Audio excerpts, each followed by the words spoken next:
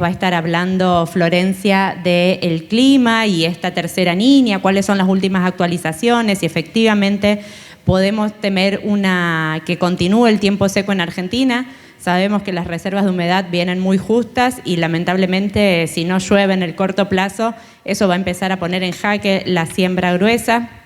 Este tema nos preocupa de sobremanera. GEA, los ingenieros de la Bolsa, este mes sacaron su primera estimación de área sembrada de soja y de maíz, previendo más soja y menos maíz por una combinación de la volatilidad que hubo en el mercado de insumos, la inversión inicial que requiere el maíz, las condiciones meteorológicas.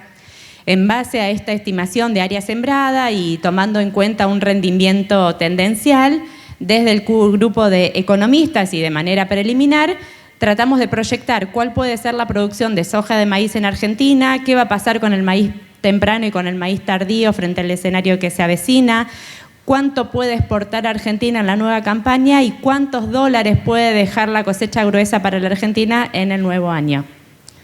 Seguidamente Javier nos va a hablar un poco del panorama internacional y cómo se inserta esta producción argentina dentro de lo que se espera que produzca Sudamérica, si vamos o no a poder cumplir con eso. Y para finalizar, Julio nos va a estar comentando los principales desafíos de la política agroindustrial. Acá tenemos mucho para charlar, tenemos desde el dólar agro hasta lo que está pasando con los fideicomisos, el Consejo Agroindustrial. Así que, bueno, sin más, nuevamente les doy la bienvenida y los dejo para ir tocando todos estos temas. Bueno. Hola, buen mediodía. Hola, hola. Ahí. Bueno. La idea de mi presentación es hacer una evaluación muy breve de cómo estamos desde el punto de vista de reservas, porque tenemos una campaña gruesa que es inminente el comienzo, pero necesitamos lluvias para comenzar. ¿Y qué se prevé en el mediano plazo desde el punto de vista de precipitaciones? Bueno, en este mapa de reservas, lo que podemos ver, este es el mapa de reservas a nivel de región núcleo. A simple vista, vemos que el nivel de agua útil, este es un mapa construido teniendo en cuenta el requerimiento de una pradera permanente, pero el nivel de agua útil del 65% de zona núcleo está bajo sequía y el resto bajo escasez hídrica. Si vemos un mapa más ampliado, donde incluimos Santiago del Estero, Chaco y Córdoba, acá Córdoba se ve hacia la mitad, bueno, la situación es en la totalidad de los territorios de estas provincias condición de sequía. Cuando comparamos la situación actual a fines de agosto, hoy, con respecto al año pasado, bueno, claramente vemos que estamos peor. El año pasado, a esta fecha, los niveles de reservas eran de regulares a óptimos. Acá en Córdoba tenían una deficiencia hídrica, pero se subsanó con las lluvias que vinieron.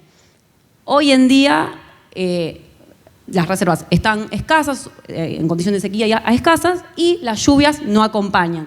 ¿Qué pasó este año en relación, o a diferencia del año pasado? Venimos arrastrando la tercera niña y el periodo otoñal, que en nuestro territorio es el periodo que se requiere o es un periodo llovedor y que se recargan las reservas, este año fallaron esas lluvias y las recargas fueron escasas. Entonces arrastramos eso. Sumado a esto, el periodo invernal, que de por sí es seco en nuestra zona, dejó lluvias por debajo de la media. Si vemos en este mapita, que es el periodo invernal, lo que va del invierno, el extremo sur de Santa Fe y el norte de Buenos Aires, particularmente en esta zona, hace 90 días que no llueve. Y el acumulado son 5 milímetros en promedio. Y todo en la zona alrededor de esta zona, las medias van de 5 a 15 milímetros, por lo cual son lluvias de por sí. Recalco, el periodo invernal es un periodo de lluvias escasas, pero estuvieron por debajo de la media.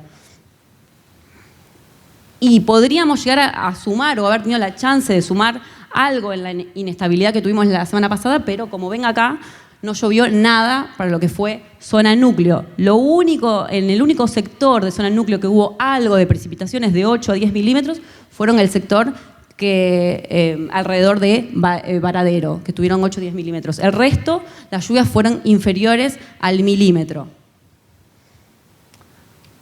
Bueno, entonces, en relación a cómo estamos, que el panorama no es bueno, ¿qué se prevé para el futuro en cuestión de precipitaciones? Bueno, esto es muy general. Las precipitaciones en nuestro territorio van a depender de fenómenos de gran escala, que es el que conocemos, fenómeno niña-niño, y que hoy en día no es ninguna novedad. Como les reitero, estamos bajo una condición niña, un enfriamiento del Pacífico que está generando lluvias por debajo de la media, pero a su vez este fenómeno de gran escala puede estar condicionado por efectos regionales y procesos de escala corta que pueden morigerar el efecto de la niña. ¿Cómo estamos hoy desde el punto de vista del enfriamiento? O sea, cuanto más frío está el Pacífico, más intensifica la niña. Bueno, seguimos bajo lo que nos indica la última reporte de la NOAA, es que el Pacífico, en el sector en el cual se monitorea ese enfriamiento, sigue frío, o sea, seguimos bajo una fase fría. Y si comparamos el índice ONI, que es ese índice que, entre otras variables, lo que incluye es esta variación en las temperaturas del Pacífico, que cuanto más esa anomalía, cuanto más negativa es, más intenso es el efecto niña. Si lo comparamos en relación al trimestre del año pasado, o sea, mayo, junio, julio, que es el último reporte, el índice ONI se calcula trimestralmente. Si comparamos, para este mismo trimestre, el año pasado, el enfriamiento era mucho menor. Es decir, que estamos peor que el año pasado desde el punto de vista del enfriamiento del Pacífico. Bueno, ahora bien, analizando qué se prevé, cuáles son las proyecciones estadísticas, cómo va a seguir las precipitaciones o las probabilidades de precipitaciones sobre nuestro territorio, vemos en el eje de las I, acá tenemos las probabilidades de que haya ocurrencia en barras azules niña, en barras grises fase neutral y en barra roja niño.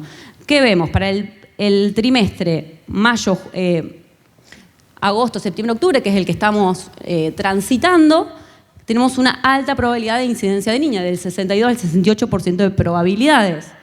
En otras palabras, en septiembre vamos hacia una niña, bueno, la vamos a seguir transitando porque nunca dejamos de estar bajo un efecto niña. Y esta otra gráfica, desde los modelos estadísticos y probabilísticos en relación a este fenómeno, es una manera diferente de ver lo mismo. Aquí vemos las variaciones de temperatura del Pacífico. En cero no hay variación de temperatura.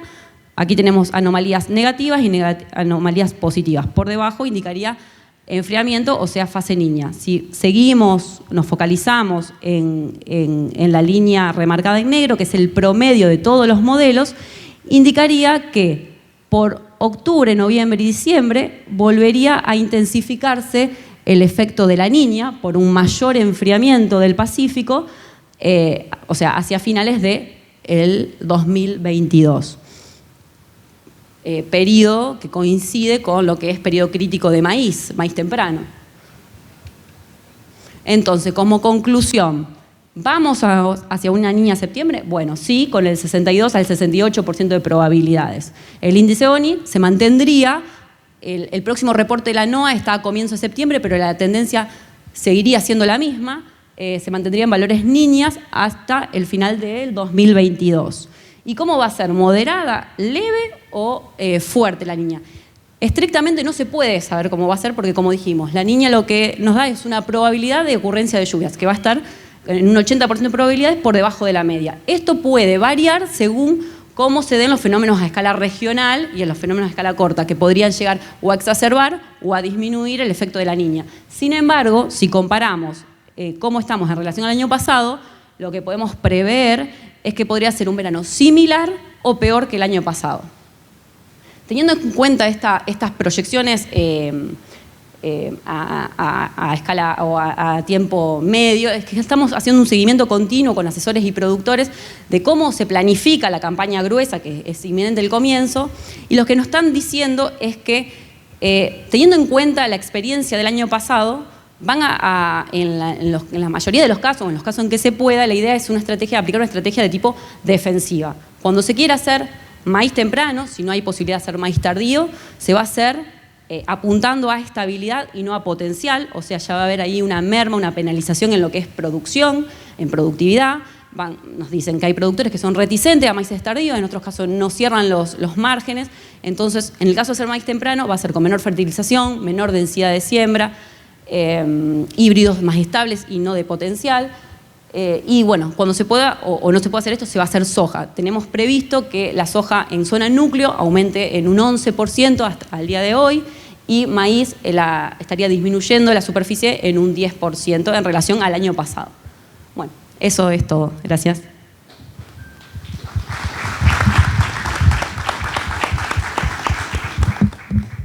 Bien. Bueno, entonces, teniendo en cuenta esto que acaba de contar Flor, y también sumado a lo que hemos charlado en ocasiones anteriores, los elevados costos de los fertilizantes y la incertidumbre política que se ve, tenemos lo que mi charla se titula el retorno del hijo pródigo, porque por primera vez en varios años, en 4 años, se cambia la tendencia y se da un crecimiento en el área de soja en detrimento del maíz.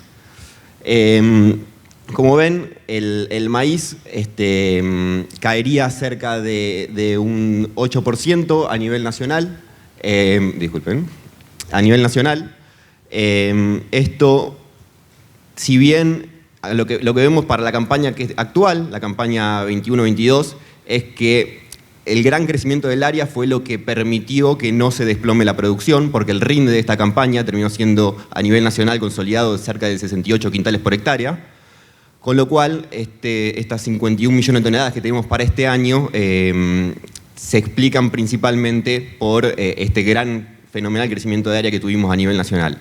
Entonces, considerando el área que tenemos para la próxima campaña, que estaría cerca de 8 millones de hectáreas tentativamente, y un rinde tendencial de los últimos 20 años, podemos pensar inicialmente en una producción de maíz de cerca de 54 millones de toneladas, creciendo a pesar de la caída de área. Obviamente esto deberá corroborarse efectivamente con lo que contaba Flor del clima y lo que se termine sembrando efectivamente, cuál será la producción final, pero bueno, tentativamente podemos hablar de una producción de 54 millones de toneladas.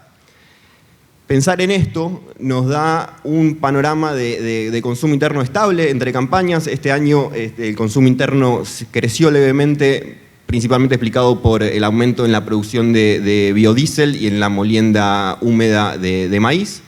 Entonces estaríamos hablando cerca de 15.300.000 toneladas de consumo interno, lo que nos dejaría un saldo exportable para la campaña, exportaciones de maíz por cerca de 38 millones y medio de toneladas, o sea, 2 millones y medio de toneladas más de lo que proyectamos para esta campaña. Debemos recordar que todavía está el volumen de equilibrio establecido en 36 millones de toneladas, pero es probable que, dadas las condiciones de mercado, se extienda levemente. Eso obviamente dependerá de decisiones políticas. Pero lo que sí tenemos es que por primera vez, en base a estos números, estamos viendo que por primera vez en 2 años la producción de maíz sería mayor a la absorción interna, a la absorción total, perdón, con lo cual permitiría recomponer los stocks que vienen creciendo en las últimas 2 campañas. Principalmente se dio en la campaña anterior, en la que las exportaciones fueron récord histórico, cerca de más de 40 millones de toneladas, y con una producción de 52, esto redujo los stocks entre campañas en aquel año. En base a estas estimaciones de exportaciones y considerando los precios FOB proyectados para el año próximo, la cosecha de maíz nos podía dejar un ingreso de dólares de cerca de 9.500 millones de dólares, lo cual sería bastante similar a lo que tenemos estimado para esta campaña. Esto es en parte porque parte de las... el incremento en las toneladas más que compensa la caída proyectada para los precios de exportación para la próxima campaña. Entonces, bueno, si bien los precios caerían, el volumen permitiría tentativamente sostener el ingreso de dólares del complejo maíz. La contracara de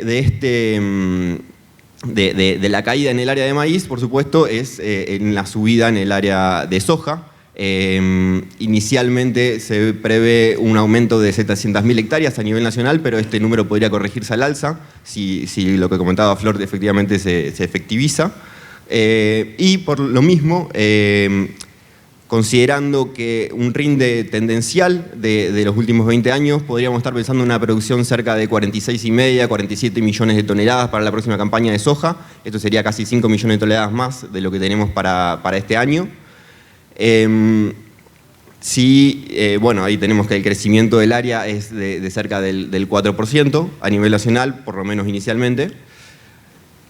En base a estos números de producción, podemos pensar cómo se distribuiría por el lado de la demanda, por el lado del consumo como semilla, balanceados y otros consumos, se mantendría estable entre campañas, cerca de 6.200.000 toneladas. El crushing podría recuperarse, podemos estimar ver un crush de cerca de 40 millones de toneladas, o sea, 1,5 millones de toneladas más de lo que tenemos esta campaña. Y también podrían recuperarse marginalmente las exportaciones. Este año las exportaciones estuvieron en 2 millones, y las estimamos en 2.700.000 toneladas. Y para el año próximo tendríamos cerca de 3 millones de toneladas más de exportaciones de poroto. Esto, lo mismo, la absorción de soja, lo mismo que el maíz, vemos que por primera vez en 2 años estaría por encima, la absorción, perdón, por debajo de la producción más las importaciones, porque también recordemos que este año la sequía en Paraguay redujo mucho la capacidad de importar de Argentina. Para este año proyectamos importaciones de 3.400.000 toneladas. Para el año que viene podríamos estar cerca de las 5 en caso de que Paraguay tenga una buena producción. Entonces, lo mismo, la producción más las importaciones permitirían superar la absorción interna y recomponer stocks de soja para la próxima campaña. Haciendo el mismo ejercicio que con el maíz y proyectando exportaciones para la 22-23 en base a los precios FOB diferidos para embarque en la próxima campaña, tenemos que, el mayor crush nos dejaría un mayor tonelaje exportable para todo el complejo. Y si bien se vislumbra una leve caída en los precios, por lo menos inicialmente, el valor en las exportaciones, los precios se mantienen por encima de la media histórica, entonces el valor de las exportaciones del complejo podría ser aproximadamente de 23.000 millones de dólares, creciendo cerca de 1.500 millones de dólares respecto de la campaña actual. Y entonces sostendríamos este ingreso de divisas para el próximo ciclo. Para finalizar, entonces, la cosecha gruesa podría dejar exportaciones en toneladas por cerca de 77 millones de toneladas, o sea, casi más de 6 millones de toneladas más de lo que se proyecta para este año. Y en términos de divisas, si bien los precios caerían levemente, como se sostienen por encima de la media histórica, podríamos arribar un valor exportado entre los dos complejos de 32.500 millones de dólares aproximadamente, versus los 31.000 que proyectamos para este año. Para continuar igual con el panorama global y cómo evolucionarán, cuáles son los fundamentals para los precios, les cedo este. Bueno. Buenos días a todos, ¿cómo están? Un gusto verlos acá todos de nuevo. Gracias Tomás, gracias Flor. Bueno, mi parte voy a hablar un poquito de forma sintética de lo que es el contexto global para los granos gruesos para la campaña 2022-2023 y los drivers de corto y de mediano plazo para los precios y cómo se insertaría esta producción argentina dentro de este contexto. ¿Dónde estamos ahora? Titulé este grafiquito Revancho, rebote del gato muerto. Vieron que dicen la frase que hasta un gato muerto, si lo tiras desde un edificio muy alto, rebota cuando toca el suelo. Bueno, ¿en qué estamos ahora en los mercados de soja y de maíz? Vemos que ya no estamos en la zona de máximos, esa compresión de máximos cada vez más altos que se habían dado entre los meses de marzo y junio. Acá el desate del conflicto entre Rusia y Ucrania, una producción en el hemisferio sur que a medida que se iba avanzando la cosecha se iba relevando cada vez peor. Pronósticos de clima seco y cálido para el verano de los Estados Unidos. Bueno, se venía dando una tormenta perfecta para la suba de los precios. Acá, a principios de julio, mediados de julio, se dio todo lo contrario, se dio un sell-off masivo en estos mercados. También se vio en otros mercados, como los mercados de renta variable. Principalmente contexto de recesión a nivel global y la restauración de las exportaciones para los países, para Rusia y Ucrania, para los países en conflicto bélico. Se comenzaron las charlas para abrir el corredor de exportaciones, bueno, todo lo que veremos a continuación. Por supuesto, cada vez que uno hace un gráfico con precios, esto lo hice el día viernes, esto ya no está por acá, cayó $30 la soja en 2 días, esto va a estar más cerca de un 5% de recuperación, pero vemos que ya no estamos en la zona de los mínimos de ahí de mediados de julio y el maíz ya encontró una recomposición en torno al 20% de esos mínimos que había tocado. Ahora vamos a ver que principalmente lo que está mirando el mercado como driver de muy corto plazo es cómo se revela, cómo se va dando la campaña gruesa en los Estados Unidos, que tiene fecha de comienzo pasado mañana. A principios de septiembre se inaugura oficialmente la campaña comercial 22-23 de la campaña gruesa en los Estados Unidos y ahí veremos qué efecto tiene el inicio del ingreso de grano sobre el precio en el mercado. ¿Dónde estamos y a dónde vamos? Bueno, esto es un gráfico de Seasonality del precio de la soja, el continuo en Chicago en las últimas campañas. Vemos que por lo general suele tener un efecto depresor sobre los precios, el ingreso de la cosecha, por supuesto. Vemos que hay algunas excepciones y la excepción más grande, vemos este gráfico 2021, vemos como primer acercamiento que estamos en términos relativamente altos para el precio de la soja para este momento de la campaña. 2021 el efecto del comienzo de la campaña fue decididamente bajista. 2018, 2019 más que nada fue un movimiento lateral de los precios. 2020 sí tuvimos un efecto bastante importante al alza en este mercado y podemos jugar a hacer algunas comparaciones de si estamos para ver otro 2020 o no. ¿Qué teníamos en el 2020? ¿Qué fue lo que inauguró este ciclo de subas? Bueno, principalmente fin de año ya empezamos a salir de la parte más recesiva del confinamiento en los países centrales del hemisferio norte. Acá todavía estábamos viendo el número de documentos para ver si salíamos a correr, pero ya estábamos viendo los primeros brotes verdes en los países centrales.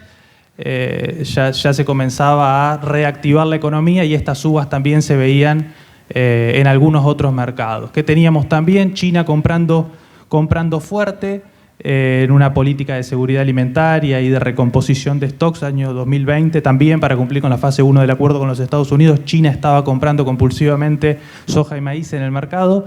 Esta no es la situación que tenemos hoy día, donde China, ahora vamos a ver, estaría chupando stock de algunos productos en esta campaña. Así que bueno, también por otro lado se preveía las posibilidades de un verano con un fenómeno niña en Sudamérica también, algo que se puede hacer un paralelismo con lo que es el mercado hoy en día, y también tuvimos una ola de calor en el medio oeste de los Estados Unidos que también ya hacía prever que iba a afectar los resultados. También en esta época tuvimos la tormenta Derecho, que también afectó la parte oeste del cinturón maicero de los Estados Unidos. Les decía que el driver de corto plazo es ver cómo se va a revelar la cosecha de los granos gruesos en los Estados Unidos. Avisen por favor si tapo a alguien y me corro un poquito. A medida que nos vamos acercando a la cosecha, cada vez los rendimientos proyectados se van acercando a los que van a terminar siendo los reales. Lo que sí, y fue lo que hizo subir el mercado en esta última semana, ha sido el Pro Farmer Tour, que este recorrido que hacen sobre 7 estados productores previo al levantamiento de la cosecha para ver cómo vienen los rendimientos. Se vio a partir de esta toma de muestras que los resultados para maíz, para todo lo que ven la franja oeste del cinturón maicero de los Estados Unidos, ven, este es el Drought Monitor, lo que es la sequía hoy día, esto es al 23 de agosto, toda la zona de las planicies, toda la zona oeste del cinturón maicero de los Estados Unidos, bueno, todas las zonas montañosas, todo con una sequía severa en este momento.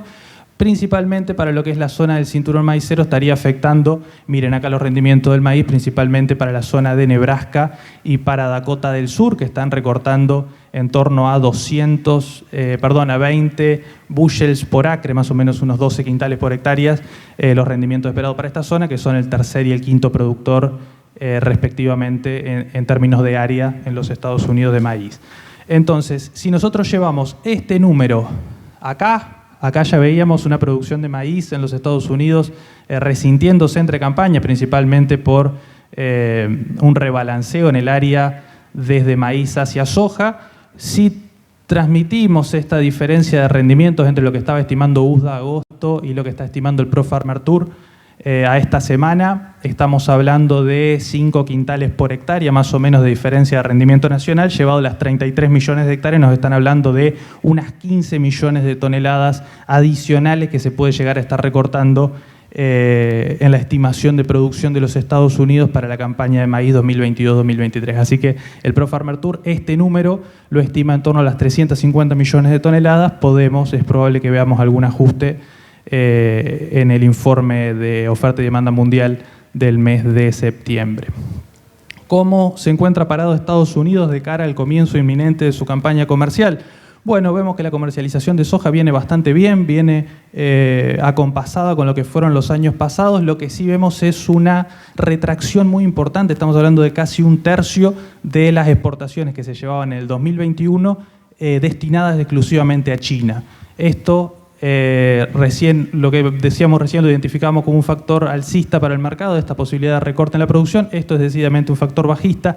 China, principal importador mundial de maíz, estaría importando menos. Esta campaña pasaría de 23 millones de toneladas importadas de maíz a 18 millones de toneladas. Principalmente se explica por la desaceleración de China. Creció apenas un 0,4% en el segundo trimestre. Vienen con problemas por una crisis inmobiliaria. China es uno de los únicos países que está bajando tasas de interés actualmente. También tiene problemas de escasez energética y bueno, las restricciones por sus políticas de COVID-0 y de aislamientos parciales de sus ciudades más importantes. ¿Qué estaría haciendo China acá? ¿Estaría rebajando consumo de maíz? No, China estaría consumiendo su stock de maíz. Hay que recordar que China tiene más de 200 millones de toneladas como stock público de maíz. Se espera que para esta campaña China reduzca un poco sus stocks. En vez de salir a buscar el mercado, estaría buscando puertas adentro. En términos productivos, en la hoja de balance de soja, ¿qué es lo que hace ruido? ¿Qué es lo que más destaca de lo que es la campaña comercial 2022-2023? Bueno, la gran vuelta de Sudamérica en términos productivos. Tuvimos un mal 2021-2022, paupérrimo en términos productivos. Miren los mínimos desde la campaña 2017-2018. Bueno, habría una gran recuperación en lo que es la hoja de balance de Sudamérica. Ven que Sudamérica estaría aportando, por supuesto, sí. Tenemos que tener en cuenta lo que nos contaba Flor de las posibilidades de un año de niña, pero si el clima acompaña, Sudamérica está en condiciones de aportar unas 36 millones de toneladas adicionales al mercado de soja. Acá esto es un poquito menos, esto para homogeneizar la base es el dato de USDA. Estaba hablando Tomás de unas 5 millones de toneladas adicionales que estaría aportando Argentina, pero Brasil, USDA está trabajando con un dato de 149 millones de toneladas. Las consultoras privadas incluso lo están poniendo un poco por encima. La gente de Agriconsul, que vino hace un par de semanas, nos estaba hablando de posibilidades de 153 millones de toneladas de producción de Brasil y así. La situación de Ucrania, repasando un poco esto que hablábamos de la restauración de las exportaciones a partir de la apertura de este corredor de exportaciones en 3 puertos de la zona de Odesa sobre el Mar Negro que negociaron con Rusia, con la intervención de la Organización de las Naciones Unidas y Turquía. Se abrió hace un mes que Ucrania está poniendo mercadería en los mercados globales de suministros. Habló el presidente de Ucrania el día viernes y anunció junto con el ministro de Seguridad de Turquía que Ucrania ya llevaba exportado 1 millón de toneladas de alimentos desde que se abrió este corredor. Apunta, según previsiones bastante optimistas, a embarcar 3 millones de toneladas mensuales en los meses próximos y el ministro de Agricultura de Ucrania se animó a hablar de que podría llegar a exportarse 6 millones de toneladas mensuales.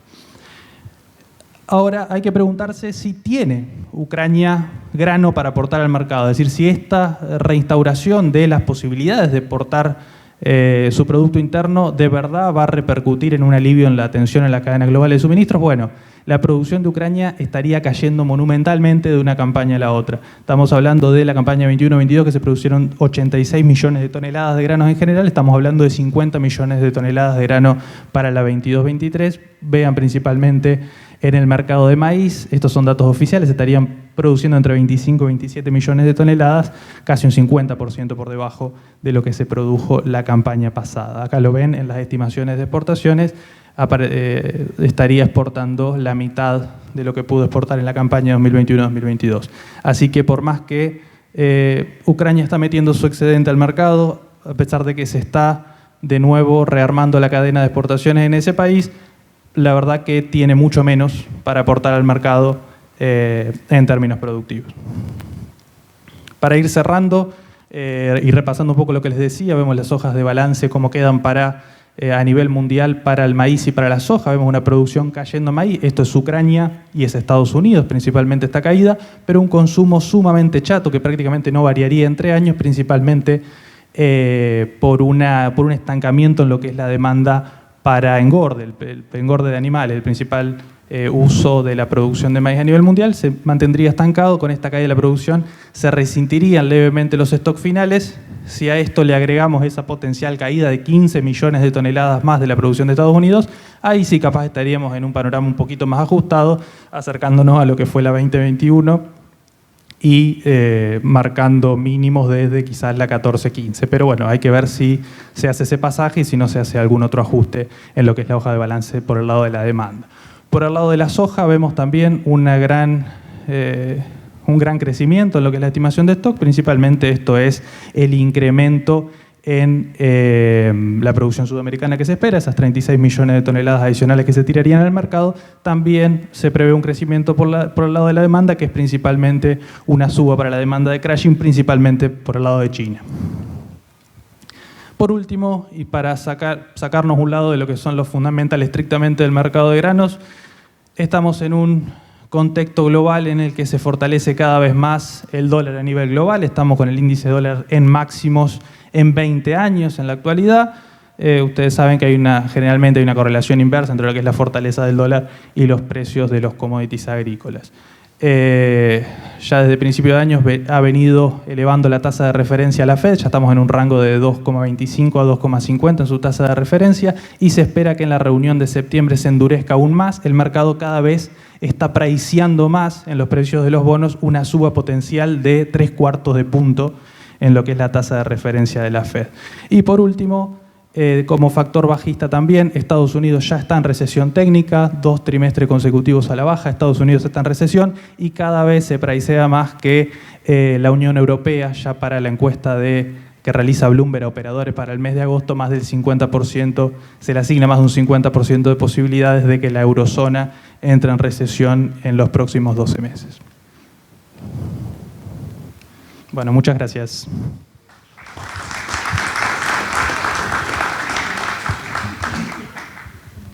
Bueno, muchísimas gracias. Vamos a tratar de cerrar. Muy feo, me dejan para el final cuando ya están todos cansados. Bueno, vamos a hacer un pimponeo rápido por temas que tienen que ver con la política agropecuaria y lo que está pasando en el país en distintos tipos de medidas con el agro y la agroindustria. En la mayor parte de estas medidas hay una intervención fuerte de nuestro presidente de la mesa ejecutiva, de nuestro director ejecutivo, en contacto permanente con el Ministerio de Economía, con el gobernador, con el ministro de Agricultura de la provincia y también con el secretario de Agricultura en todos estos temas. Dólar agro. El tema de dólar agro permanentemente aparece en los medios de comunicación que el gobierno va a hacer alguna modificación. Lo que el otro día estuvimos viendo con Javier, hicimos un ejercicio teórico, tomamos una tonelada de soja, la convertimos en pesos y esos pesos automáticamente los cambiamos por dólar MEP para ver concretamente en esa alternativa cuánto daba. Y por el otro lado hicimos lo que ofrece el gobierno. Esa tonelada de soja convertida en pesos, 30% compramos el dólar solidario, 70% aguantamos 90 días en esa cuenta a la vista que da el tipo de cambio oficial. Concretamente, la propuesta del gobierno, hoy como está armada, 30 y 70, genera apenas una mejora del 9%. Pero lo peor de todo es que Javi tiraba allí, si cambiara el porcentaje, si fuéramos a 50 y 50, del 9 pasaríamos al 15%. O sea que es muy poca la mejora para cambiar el mix final abierto. Veremos esto concretamente cómo termina. En el día de ayer con Emilce, con Patricia y todo el equipo, sacamos un informe.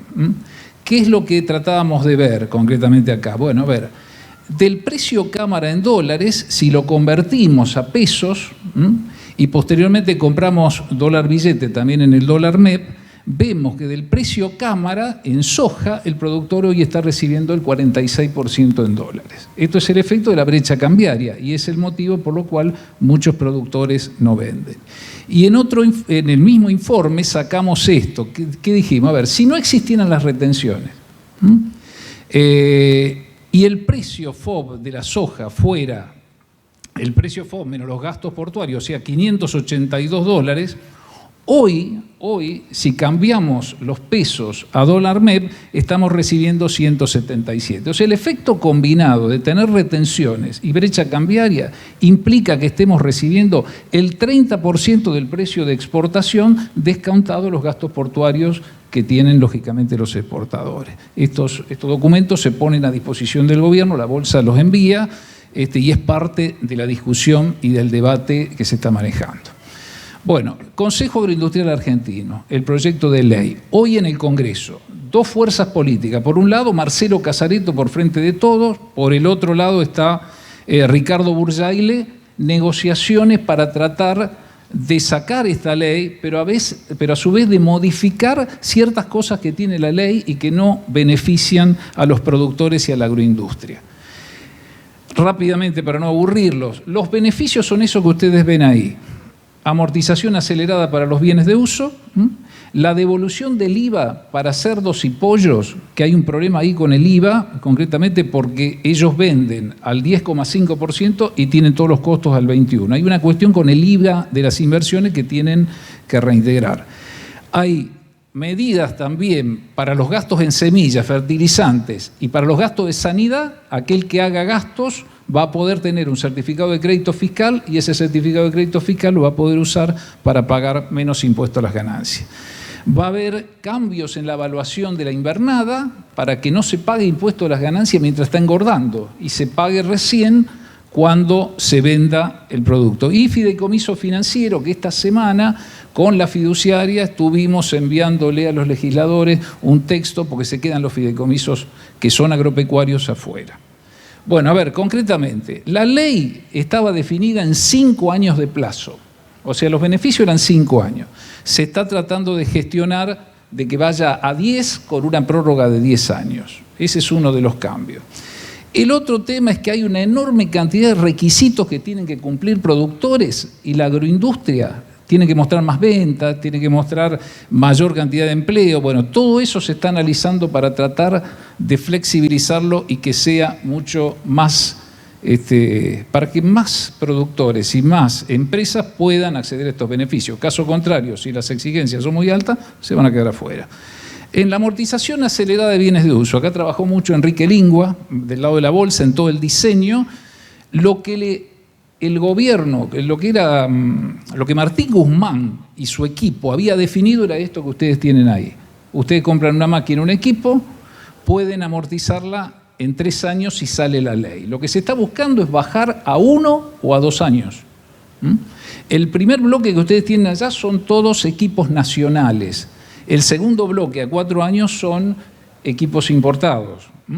Bueno, eso está avanzando, se va a ver y es particularmente interesante si se logra porque ahí ustedes tienen la vida útil y los plazos en los cuales se amortizan. Por ejemplo, un tractor se amortiza en 8 años y de pronto se puede amortizar en 2, la cosa empieza a cambiar y empieza a ser más interesante. Bueno, otro de los temas es este tema de cambia la evaluación del ganado para pagar menos impuesto a las ganancias. Bueno, hay una serie de requisitos que hay que mostrar de que a los 3 años el animal ya tiene 400 kilos, hay una serie de cuestiones puestas ahí, se está tratando de flexibilizar este punto.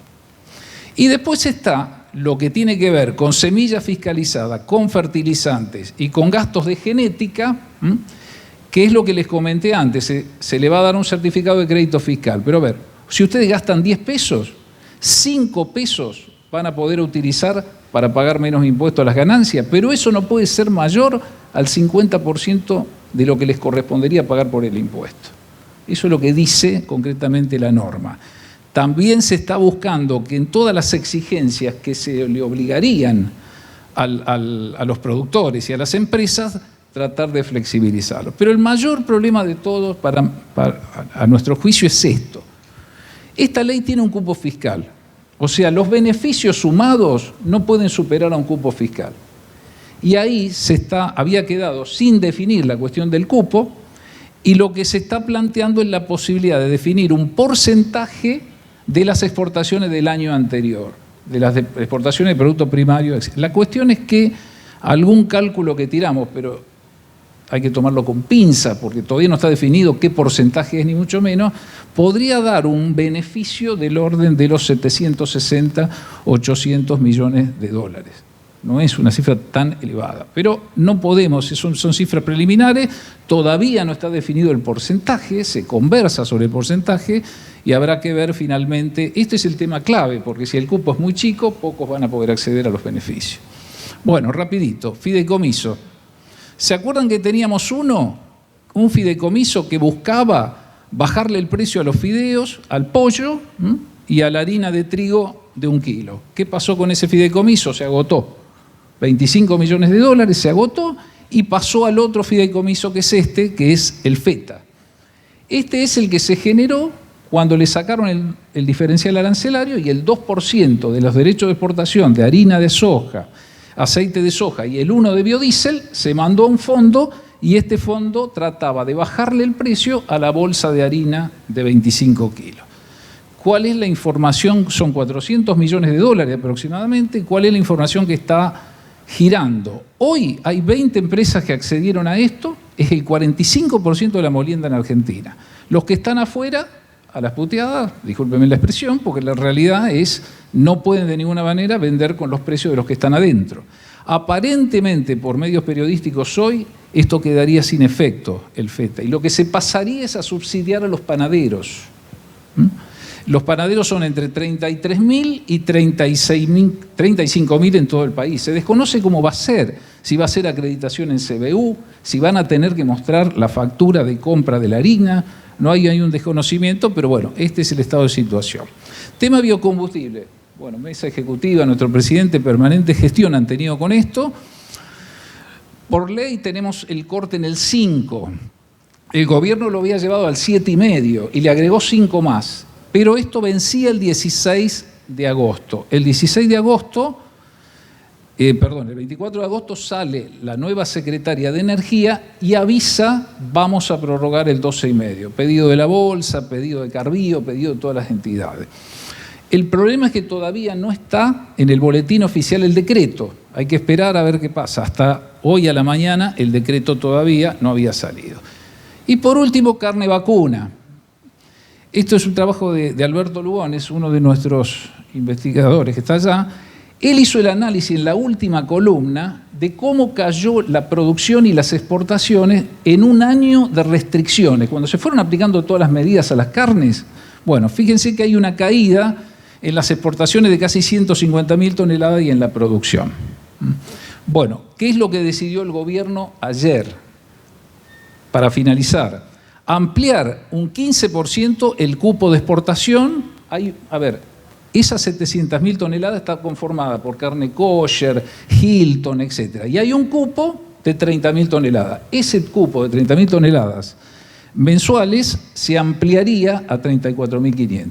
Negociación que tuvo el gobierno con las cámaras. Así que, bueno, en principio acá habría una mejora en las exportaciones y no se eliminan totalmente las restricciones, pero hay una mejora. Bueno, muchísimas gracias.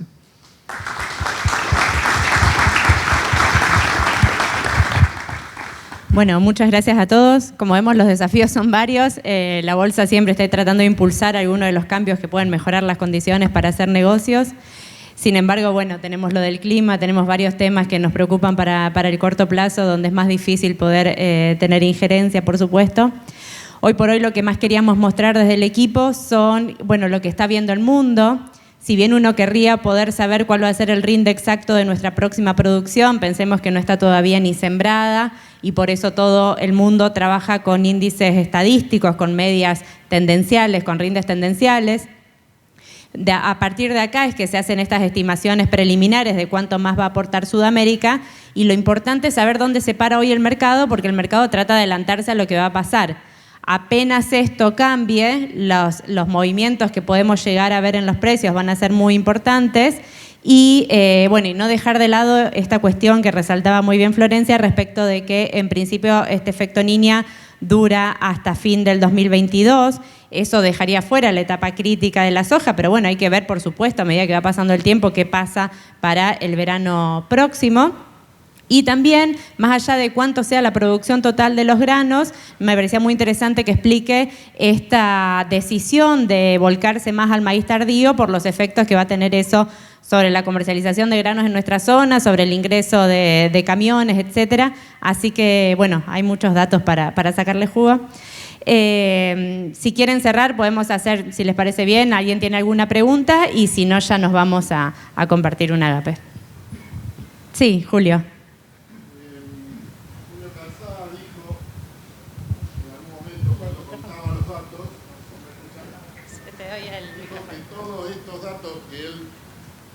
Que él expresaba, lo dijo claramente, que la bolsa los hace llegar al gobierno nacional o al ministerio respectivo. Por ahí todos los que estamos acá no conocemos cuál es el trabajo del departamento y de la bolsa, de qué manera llegan esos datos, si nos podría ampliar en ese sentido y qué grado de éxito tiene, ¿no? Bueno, a ver, el área nuestra específicamente tiene canales formales de comunicación a través de periodistas, todo el sector específicamente, a través de distintos medios, entre los cuales está Twitter, lógicamente, y lo que ustedes reciben habitualmente en materia de WhatsApp, correos electrónicos, etcétera. La gestión política a nivel más importante está a cargo del presidente, a cargo de la mesa ejecutiva, que tiene contacto permanente con las distintas autoridades políticas, y nosotros, a medida que vamos completando los informes, se les va entregando al presidente, a la mesa ejecutiva, al director ejecutivo, y ellos gestionan la entrega de estos informes y la gestión de los pedidos específicamente, ¿no? Que en muchos casos se hace con otras entidades, como el caso de biocombustible, donde estuvieron todas las bolsas, donde estuvo Carbío también, y en otros casos concretamente las realiza el presidente a nivel personal, el director ejecutivo y la propia mesa, en definición. Para cada caso concreto van definiendo ellos una estrategia definida para tratar de conseguir el mejor resultado. No, gracias a vos, Julio. ¿Alguna más? Bueno, si les parece, igual todos nos vamos a quedar un rato, así que cualquier cosa podemos seguir hablando ahora mientras compartimos el almuerzo. Muchas gracias por venir.